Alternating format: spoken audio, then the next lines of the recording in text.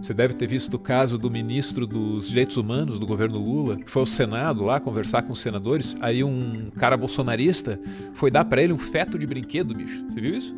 E vou materializar a entrega dessa criança com 11 semanas de gestação. O feto ali é pra chamar o cara de aborteiro, comunista, esse tipo de coisa, né, cara? Isso aí, para mim, com todo respeito, é uma exploração inaceitável de um problema muito sério que eu tenho no país. Em nome da minha filha que vai nascer, eu me recuso a receber isso aí. Ok, a posição do ministro está dada. É sobre ele que a gente fala hoje porque a gente celebra aqui qualquer um que venha para combater um fenômeno chamado pânico moral. Pânico moral. Pânico moral.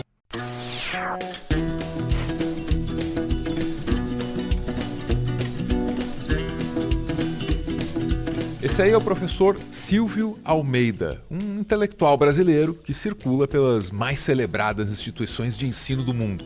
Eis que no começo desse ano esse cara aí recebeu um convite profissional, foi trabalhar na firma Governo Federal, cargo Ministro dos Direitos Humanos. Saiu do RH ali, quando assinou a contratação, numa das salas da firma ali, já teve um primeiro contato com os colegas, falou sobre o trabalho. Por isso, permita-me, como primeiro ato, como ministro, ato público como ministro, dizer o óbvio. O óbvio que, no entanto, foi negado nos últimos 4 anos. Vou dizer coisas óbvias aqui. Trabalhadoras e trabalhadores do Brasil, vocês existem e são valiosos para nós. Mulheres do Brasil, vocês existem e são valiosas para nós. Homens e mulheres, pretos e pretas do Brasil, vocês existem e são pessoas valiosas para nós. Povos indígenas deste país, vocês existem e são valiosos para nós. Pessoas lésbicas, gays, bissexuais, transexuais, travestis, intersexo e não binárias, vocês existem e são valiosos para nós.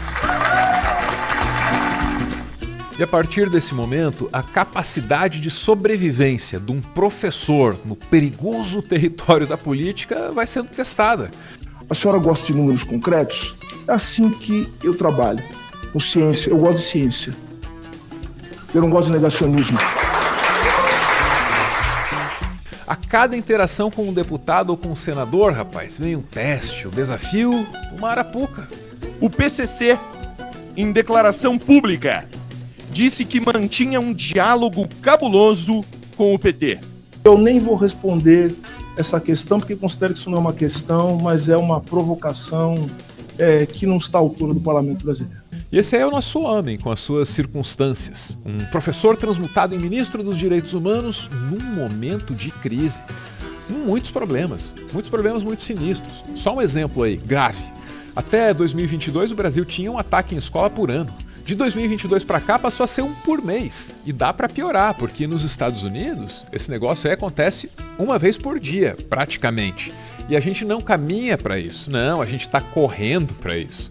Nosso professor sabe disso, ele sabe que os pesquisadores estão apontando aí uma relação direta entre esses ataques, o discurso de ódio, o incentivo ao armamento pessoal. Ele sabe como resolver, a essas alturas deve saber quais são os obstáculos para chegar numa solução e tá puto, com razão. A gente está falhando miseravelmente com as crianças e adolescentes desse país. Vamos esperar.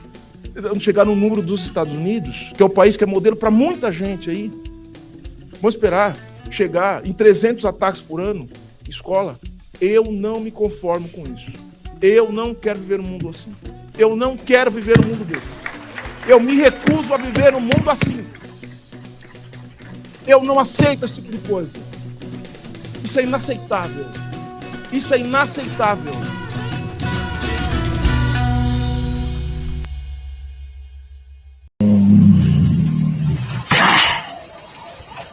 Vamos digitar aqui no Google, Silvio Almeida Lattes. Silvio Almeida Lattes. Ajuda a gente lá, Ana, do presente pro passado. O que tem lá? Temos lá pós-doutorado em economia pela USP. Pós-doutorado em direito pela USP.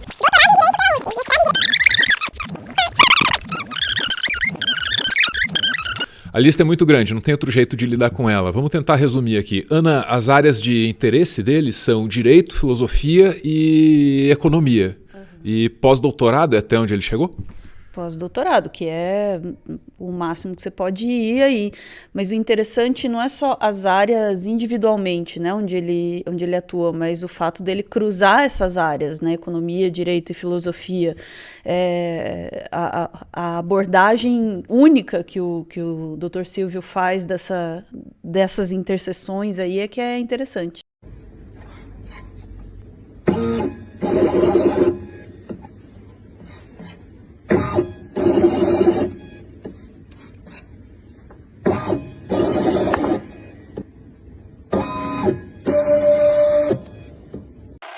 Branco também tem raça. Hoje, no nosso quadro, Você Sabia? Ser branco é nunca ter que pensar a respeito da sua própria raça. É nunca ter que ser racializado, e por isso que é raça. Por isso que eu acho muito engraçado, toda vez que você vai falar de racismo, né, com pessoas brancas que não entenderam ainda essa questão, elas falam que é identitarismo, né? E eu acho muito engraçado porque, assim, como a sua condição racial, ela se revela também no seu discurso, né? Aquele que fala de identitarismo está revelando na sua crítica ao identitarismo a sua própria identidade como branco. Né? Ou seja, porque só os outros têm raça, só os outros têm identidade. Ser branco é não ter identidade, não ter raça, é ser universal. Olha só. Então vejam que interessante. Então isso é uma questão histórica. Agora, por que eu falei também que é uma questão contextual histórica? Pelo seguinte, o branco é branco aqui no Brasil. Só que eu conheço um monte que entra em depressão, sabe por quê? Quando ele vai para os Estados Unidos, por exemplo. Aí ele descobre terrivelmente que lá ele não é branco. Ele é ticano, ele é latino. E ele vai perceber isso sendo tratado como um latino e como um ticano, ele vai ser racializado. Isso é um trecho de uma palestra que o professor Silvio concedeu em 2016. Eu publiquei isso aí no Twitter e nem todas as reações foram positivas. Tem gente que reage muito mal mesmo. É brasileiro que quer achar que é gringo. Esse é o grande fardo do homem branco da periferia, do capital, né? Do subdesenvolvimento. Qual que é o grande fardo? O grande fardo que ele carrega é que para ele ser branco, ele precisa a todo momento afirmar a sua branquitude sobre outras pessoas, né? Porque o pior medo é ser negro, né? E não ser aceito por aqueles que de fato são brancos, né? Eu imagino que o Silvio esteja acostumado com esse tipo de reação, porque ele diz umas coisas aí que não agradam todo mundo. Saca só isso que ele tem a dizer aqui sobre o direito. Se não fosse o direito, muitas desgraças que ocorrem no mundo não teriam como acontecer, tá? Ou seja, é isso mesmo. O direito é um veículo fundamental para todos os horrores que nós assistimos no mundo, inclusive o racismo. Não existe racismo e raça sem direito. Eu indiquei essa palestra aí para um advogado, coincidência ou não, depois de ver isso aí, ele largou a profissão.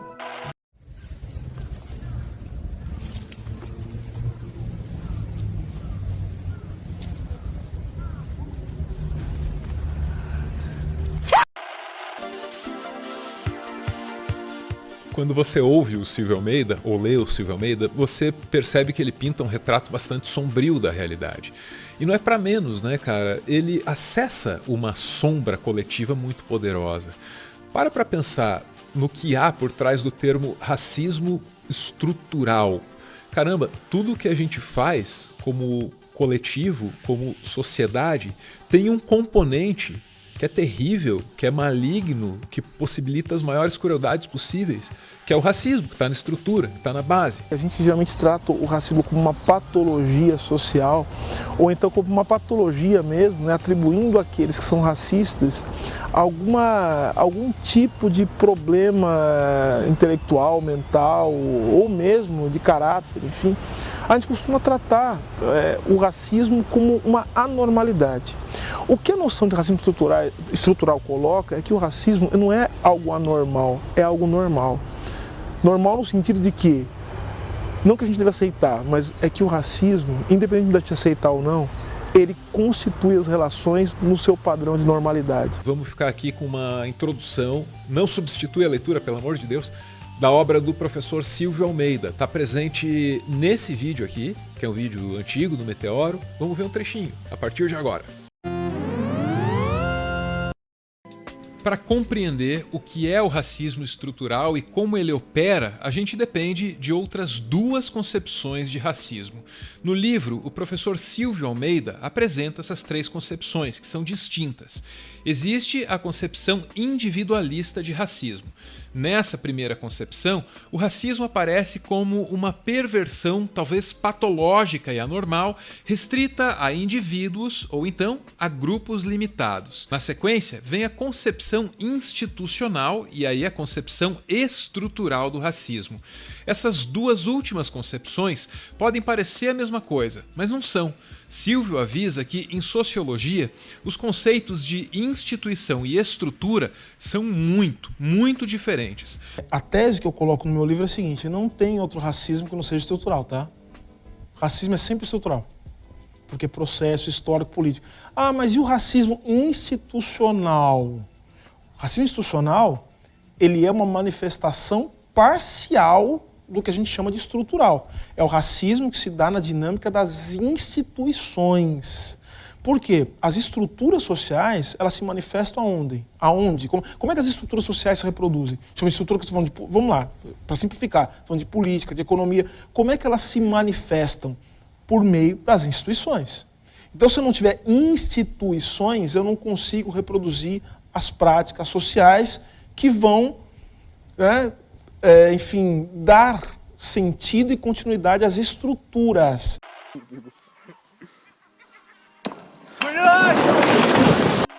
E aí, quem quer fazer uma pergunta, uma colocação? Ó, só depois devolve o microfone, hein? Pois não. Eu sou a Sofia, eu sou ex-aluna da escola e atualmente eu sou estagiária do primeiro ano da Unidade Butantã. E eu queria saber, assim, saindo um pouco do âmbito prático e entrando na dimensão teórica, é um pouco chato isso, mas queria saber a sua opinião mesmo. E partindo do pressuposto de que o racismo, o machismo, a pobreza, enfim, são inerentes ao sistema capitalista, como é que a gente cria uma escola pública emancipatória dentro desse sistema? Ou se é possível criar dentro desse sistema uma escola pública emancipatória, enfim? Deixa eu responder de uma maneira muito, ao mesmo tempo muito direta e muito enigmática. Nesse sistema, a gente só tem uma coisa a fazer: lutar. É só isso que a gente faz. Não tem oásis, não tem descanso. Eu estou muito convicto de uma coisa, sabia? E é isso que faz, isso dá graça na vida. Eu estou muito convicto de que tudo que a gente fizer de bom agora, a gente não vai ver nenhum resultado disso. A gente não está lutando para a gente, né? A gente está lutando para o futuro. O que dá sentido para a vida é o projeto de vida, para projetar o mundo que ainda não. E nisso é que a gente se abraça, a gente chora, a gente ri, a gente comemora.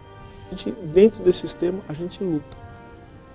Quem sabe as coisas se aceleram de tal sorte, né, que a gente consiga ver, mas talvez a gente não veja o final dessa história. Está tudo bem. É isso.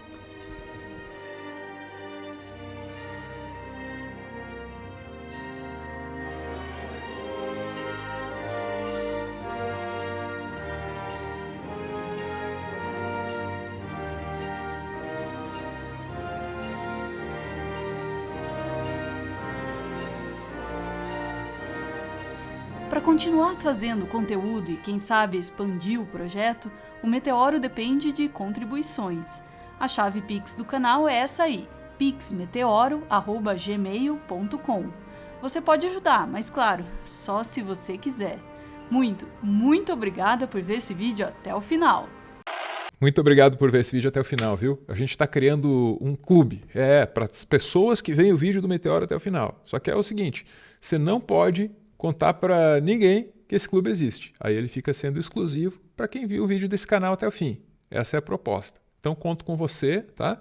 E aí você agora escaneia isso aí e entra no grupo, mas só se você quiser. Eu quero um grupo bem difícil de entrar.